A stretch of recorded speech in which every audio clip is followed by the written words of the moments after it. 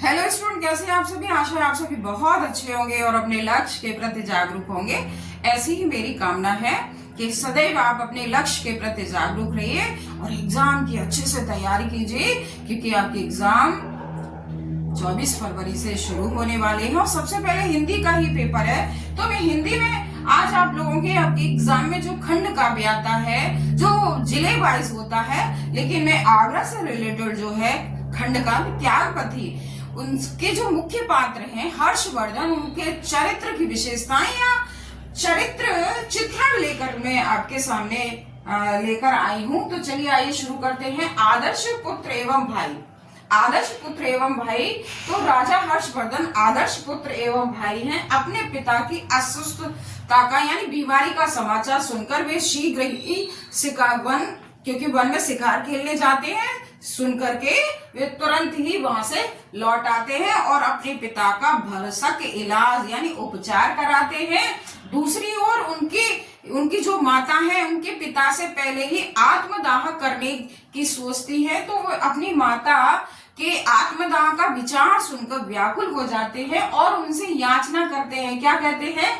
मुझ मंद पुण्य को छोड़ न मां तुम भी जाओ, छोड़ो विचार यह है मुझे चरण से लिपटाओ। तो वो इस तरह से कहते हैं।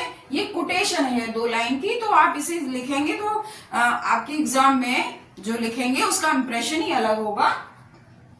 दूसरा पॉइंट क्या है? योग्य एवं कुशल शासन। तो पिता और भाई की मृत्यु के पश्चात राजा बने। हर्ष कौन बने? राजा बने। उनका शासन सुख समृद्धि और शांति से परिपूर्ण था। सदैव प्रजा के कल्याण में लगे रहते थे। उनका विचार क्या था?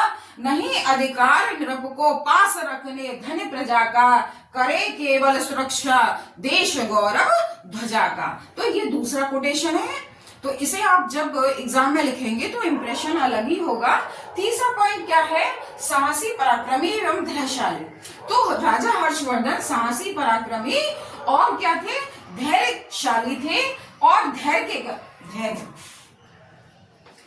के कारण वो क्या थे? विख्यात थे। विदेशी आक्रांताओं यानी विदेशी आक्रमणकारियों, विदेशी आक्रांताओं से देश की रक्षा करके अपने अपूर्व साहस का क्या दिया? उन्होंने परिचय दिया। संकट की घड़ी में भी उन्होंने कभी धैर्य नहीं खोया।